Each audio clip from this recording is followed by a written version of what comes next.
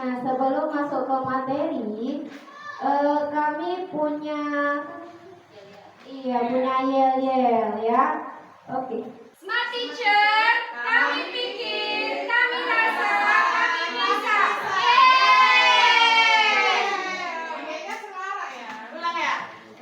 Ulang ya, oke. 1, 2, 3. Smart teacher, kami pikir, kami rasa, kami bisa.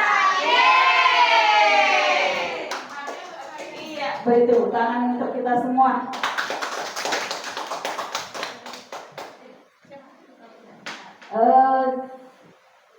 Kami hari ini akan mengadakan pembahasan pembelajaran mendalam untuk guru. Pembahasan berikutnya akan dibacakan oleh Bu Rizka Yasti. Ini seperti daftar isi ada 4 komponen ya. Yang pertama pembelajaran mendalam, pola pikir, penilaian, kesimpulan. Semalam pola pikir pembelajaran mendalam sudah ya. Masuk ke prinsip pembelajaran mendalam. Yang pertama berkesadaran, kedua bermakna, ketiga mengembirakan. Lanjut pengalaman pembelajaran mendalam terdiri dari 3. Yang pertama memahami, mengaplikasikan, 3 merefleksikan. Masuk ke rangka pembelajaran mendalam. Ada 4 kategori dia. Yang pertama praktik pedagogi, kedua kemitraan pembelajaran, ketiga lingkungan pembelajaran, keempat pemanfaatan teknologi digital.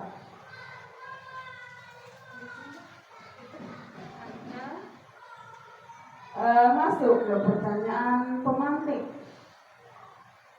1. Bagaimana menurut Bapak Ibu apabila ada seorang siswa yang merasa sudah berada di posisi aman dengan nilai 75? Bagaimana? Yang kedua, bagaimana menurut Bapak Ibu apakah seorang guru harus mengevaluasi diri dalam pembelajaran?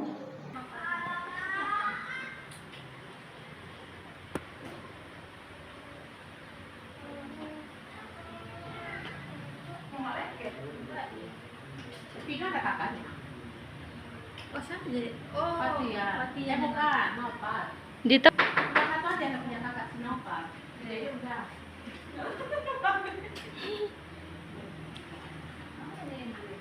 Coba ada tadi tuh. Coba deh. Iya, udah.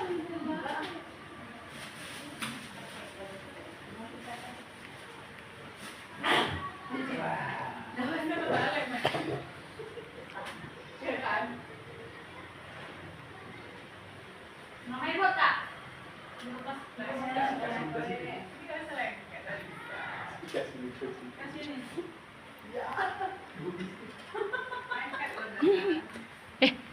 nempelkannya.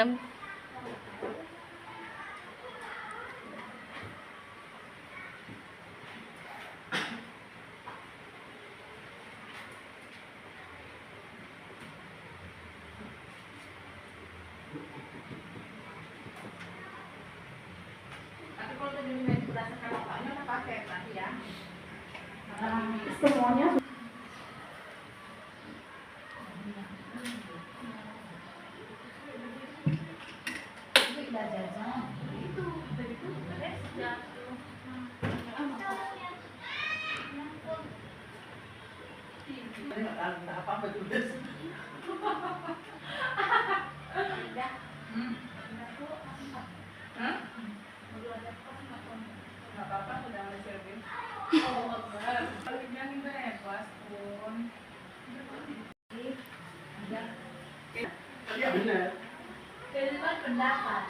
pendapat di luar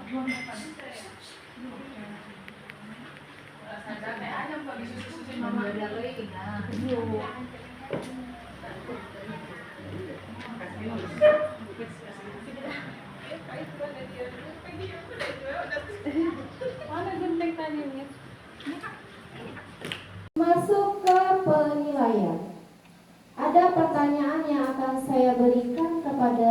Bapak Ibu guru yang hebat di SD 90 ini. Adakah nggak tulis ya, secara lisan aja ya. Adakah di sini ya dalam pembelajaran di kelas masih ada anak-anak? Buka bukunya ya nak, halaman 20. Setelah itu nanti nak baca, setelah baca nanti dicatat ya nak, atau didiktekan. Setelah itu menyelesaikan pertanyaan di bawahnya. Nah, masih ada? Masih. Pastinya masih ya. Nah, untuk kita melakukan pembelajaran mendalam ini, ayo kita coba secara perlahan. Kita hilangkan dulu untuk hal seperti itu. Nah, apabila Bapak Ibu masih melakukan seperti itu, berarti Bapak Ibu masih menganut pola pikir tetap, karena masih di zona nyaman. Ya udahlah, aku kan biasanya seperti itu, nggak mau berubah.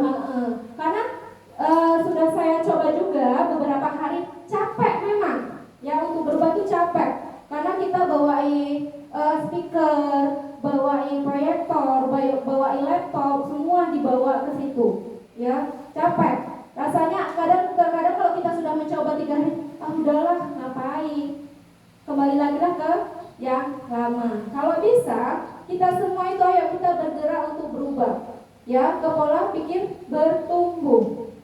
Oke. Nah, untuk penilaian asesmen ya, penilaian asesmen bagaimana Ibu buat selama ini?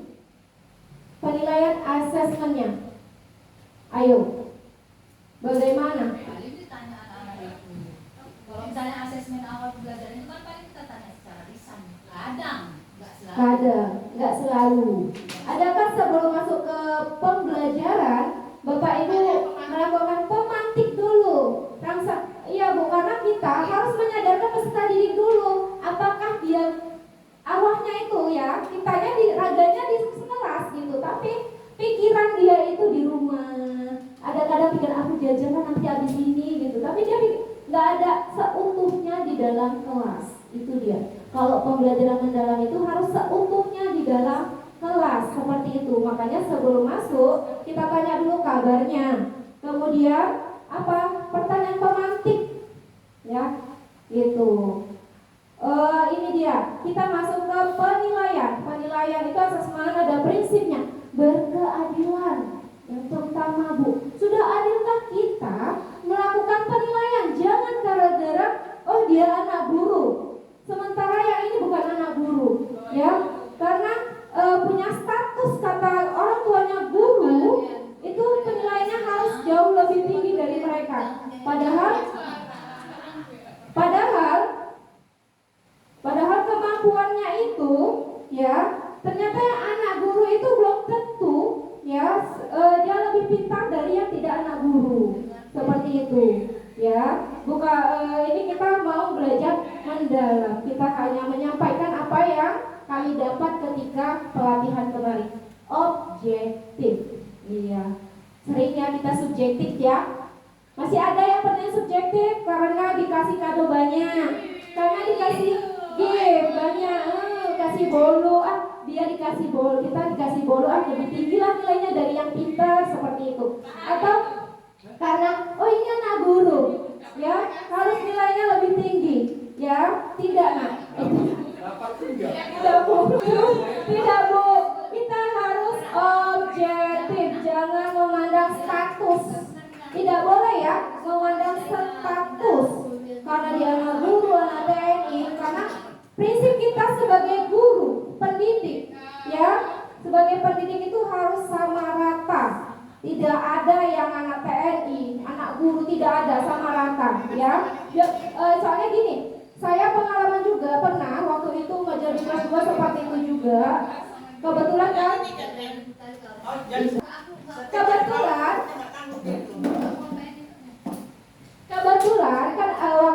waktu saya ngajar di kelas 2 itu kan banyak anak guru ya. Ada yang bertanya kepada saya, terutama anak muridnya, Bu, ini kan anak guru, pasti penilaian ibu nggak adil. Seperti itu ya, pasti penilaian ibu itu nggak adil. adil. Pasti anak guru itu pasti jauh lebih tinggi nilainya daripada kami. Padahal kan aku bisa. Bahkan orang tua pun ada bertanya seperti itu. Dibilangnya seperti itu. Alah, dia karena anak guru, sama-sama guru pasti nanti dapat juara. Seperti itu, tidak boleh ya. Jangan sempat ada persepsi itu keluar dari sekolah kita. Kemudian edukatif. Ini dia.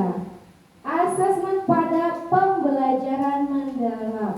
Nah, ada 3 ternyata, ada 2 jenis. Nah, yang pertama itu asesmen formatif dibagi 2. Ya, ini dia. Apakah Bapak Ibu sudah melakukan asesmen di awal pembelajaran atau kita langsung belajar langsung? Anak-anak, buka halaman ini, kerjakan, udah selesai deh, keluar. Apakah seperti itu atau tidak? Nah, asesmen di awal pembelajaran dilakukan untuk mengetahui kesiapan siswa mempelajari materi ajar dan mencapai tujuan pembelajaran yang akan dicapai. Nah, ini biasanya dilakukan di awal pembelajaran setelah kita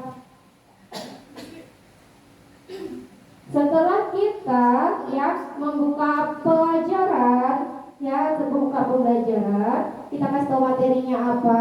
Nah, di situ Bapak Ibu. Video lo Bapak Ibu. Ya, iya, kita harus ada asesmennya minimal ya 5. Atau kita buat LKPD yang di ini untuk pengawal itu kan bisa Canva itu kan banyak ya LKPD-nya ya. Iya, di situ bisa kita download, kita print, kemudian kita bagikan ke anak-anak. Tidak semua anak, misalnya dalam pembelajaran matematika saja, ya, tidak semua anak itu paham akan perkalian. Nah, disitulah kita harus tahu. Nah, yang kedua itu adalah asesmen di dalam proses pembelajaran. Nah, setelah kita menyampaikan materi semuanya, kita tanya ke siswa itu, nah kita kasih juga di situ, ya. Di situ kita kasih latihan ke siswa itu. Kemudian asesmen sumatif ini dilakukan ketika di akhir semester 1. Nah, yang kedua di akhir pembelajaran ketika sudah sekitar atau sudah mau penyelesaian pembelajaran itu, kita kasih lagi asesmen sumatif itu. Mau kita buat berapa? Ya, ataukah berupa uraian. Kalau yang di awal itu bisa ya. Kalau misalnya kita mengenai tumbuhan yang di awal tadi yang formatif, tumbuhan. Kita kasih gambar tumbuhan. Nah, di situ anak-anak suruh jawab mana bagian-bagian dari tumbuhan itu. Nah, itu dia. Ya, harus dikaitkan dengan kehidupan juga. Kalau proses pembelajaran baru setelah itu, ini akar ini fungsinya untuk apa, ini untuk apa, seperti itu. Setelah itu, sumatif ini baru penilaian semuanya dari formatif tadi yang awal. Ya, paham nggak yang apa yang kita sampaikan ini kepada peserta didik? Seperti itu.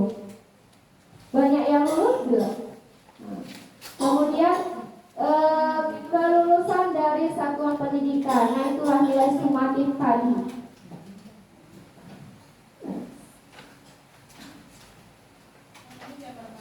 Ini dia istilahnya, ya. Di dalam asesmen pada pembelajaran mendalam inilah istilahnya ya. Assessment as learning, assessment for learning, ya. Ini ada yang untuk PPG ada ini ya. Ada wajib kan, harus ada kan? Ya kan Mistika, yang lain kan? Iya, ini harus ada. Ini as learning-nya ketahuan nanti ketika pembuatan modulnya. Kelihatan itu nanti mana yang as learning, mana yang for learning, kemudian yang penilaian sumatifnya itu bagaimana. Itu ada nanti di modulnya. Next.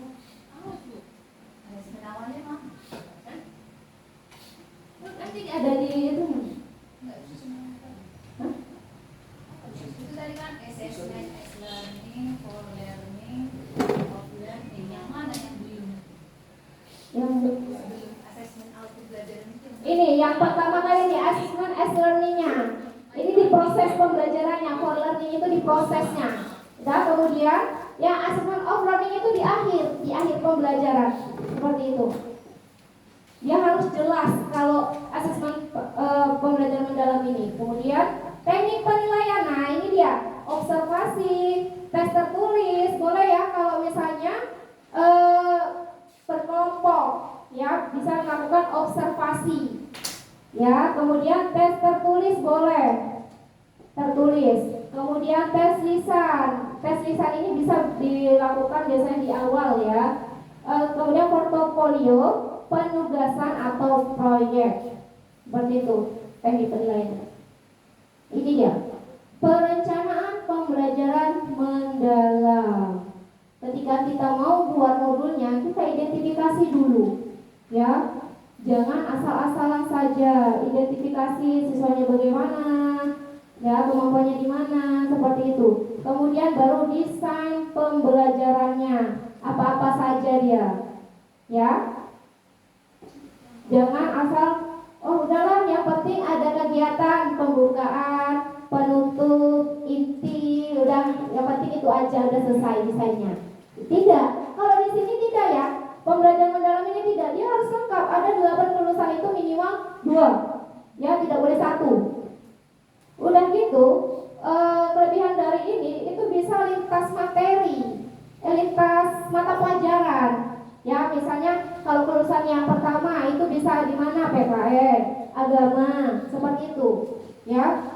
Kemudian pengalaman belajar, itu dia. Apa aja tadi pengalaman belajar? Yang pertama apa ibu-ibu? Ayo, pengalaman belajar tadi. Memahami. Iya, memahami, mengaplikasi, satu lagi merefleksi. Nah itu harus ada. Memahami bagaimana, merefleksi itu bagaimana. Ya, kalau memahami siswa itu bagaimana, dia supaya itu dia paham, kita kasih apa? Seperti itu. Merefleksinya bagaimana? Ya tergantung Bapak Ibu guru. Tergantung apa materi yang ingin disampaikan. Kemudian baru tadi asesmen yang terakhir. Ya, makanya sebelum merancang, mendesain itu harus ada dulu yang pertama mengidentifikasi, baru desain, baru pengalaman belajar dan asesmen. Nah, identifikasi ini termasuk 8 kelulusan itu ya, termasuk. Udah?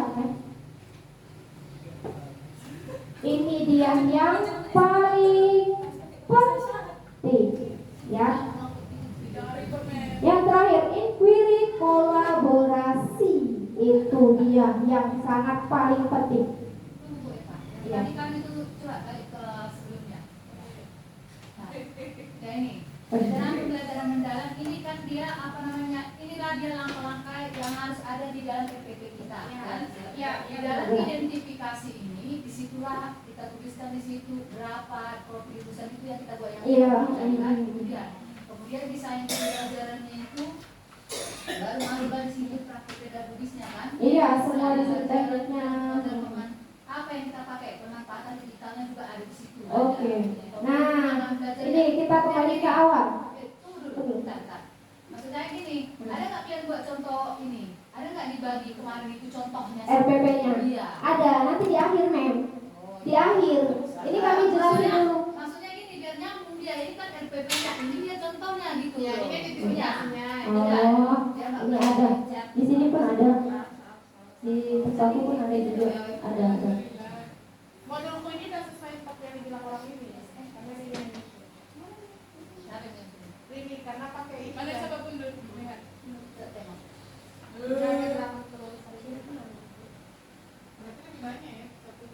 Ah ini, betul ini yang punya begini ini dan ini. Ada yang tanya ke Mas Cik tentang suaranya.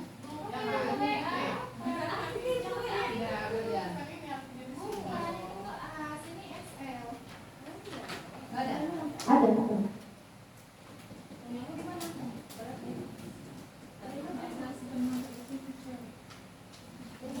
Ini yang dipiring untuk minum ini. Itu piring.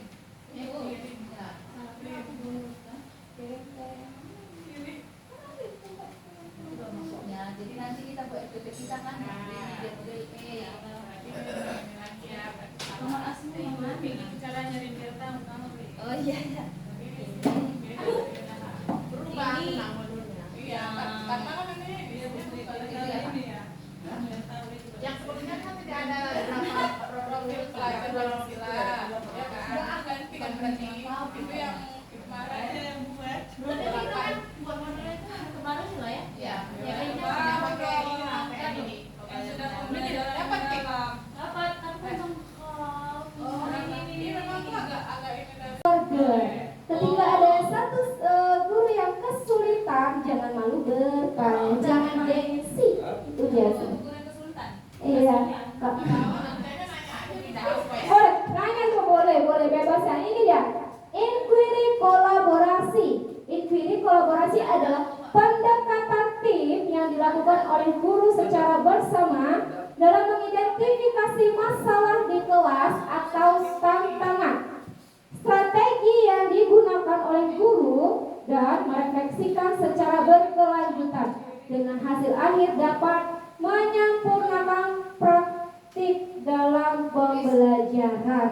Nah, inilah dia yang paling penting ya, karena kita kan bukan orang yang pintar sekali. Kita perlu perbaikan, belajar. Yang penting belajar. Tapi kalau ini makanya KKG diaktifkan kembali karena ini, ya.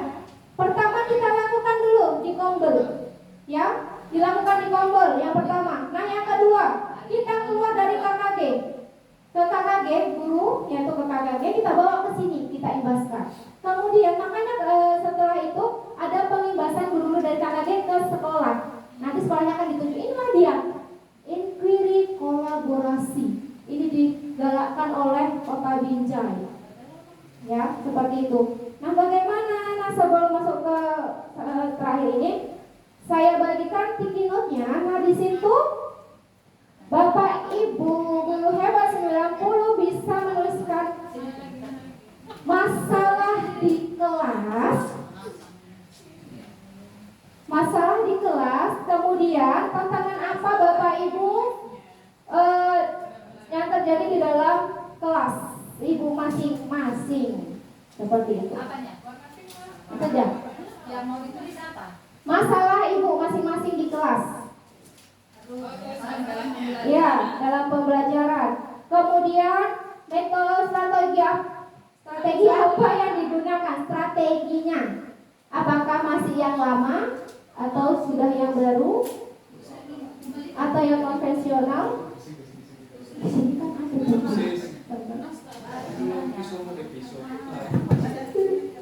Lagi pertanyaannya, itu mengidentifikasi masalah di kelas atau tantangan apa yang Ibu hadapi di dalam kelas. Gimana nanti jadi kelas yang panas sekali. Dalam proses pembelajaran. Itu kan dalam proses pembelajaran. Betul. Itu masalah bagiku. Panas sekali kelasnya. Iya, memang. antara guru dan siswa jangan karena suasana dan keadaan. Mengidentifikasi masalah di kelas atau tantangan yang dihadapi dalam proses pembelajaran. Ada beberapa siswa yang belum hafal huruf dan bisa membaca. Kemudian strategi apa yang Ibu gunakan selama ini di kelas? Strateginya adalah setelah inilah Sebelum ada pelatihan ini. Sebelum. Kemudian apakah Bapak Ibu melakukan refleksi? Apa refleksi atau tidak?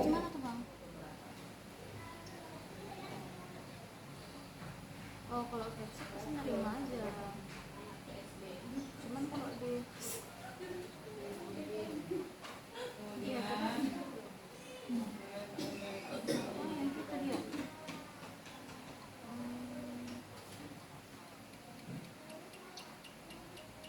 Gitu ya, Bang. Jadi tetapin kualitas lah dia tuh, Bang, kita kualitas. ada kelas satunya apa masalah sebenarnya juga yang nggak akan huruf Yang tadi ya. Sini tuh, di sebelah sana. Video. Jadi kayak mana nih, Bang? Harus buat kata Bang gitu. Misalnya sekolah nerima aja. Sekolah misalnya nerima aja, ya kan. Tapi kan di dapodik itu udah tetap invalid jadi. Jadi kita belajar dari sejak kandungan.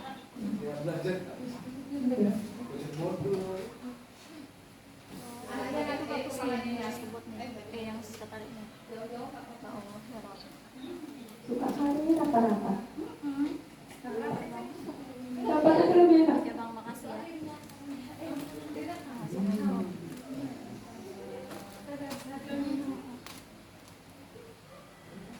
Di video nih. Iya. Masih video kan?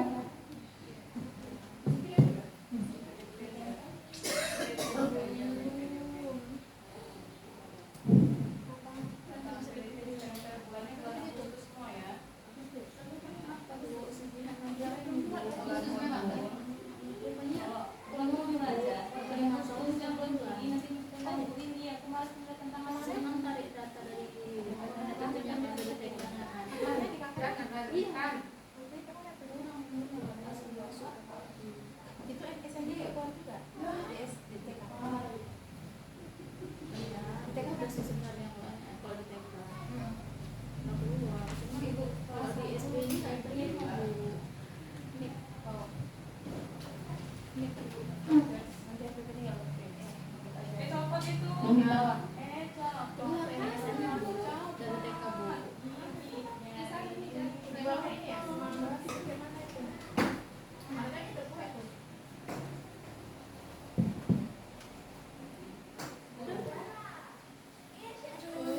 Udah tak tahu. Udah. Nah. Udah. Foto kan foto bukit pas menempel. Dulu. Oh tadi di foto. Alah ulang. Video biasanya. Belakang masih berlaku tuh. Foto aja. Weh.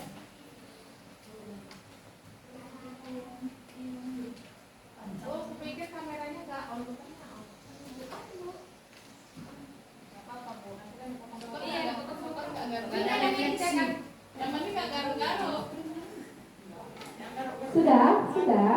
Oke. Nah, sebelum lanjut kita mau ada ice breaking dulu biar nggak lelah. Iya, jadi matiin kan. Udah. Kalau kau suka hatinya tepuk tangan. Ayo ibu-ibu kita berdiri semua yuk. Masuk video nggak? Nggak usah. Tepuk tangan 5 kali.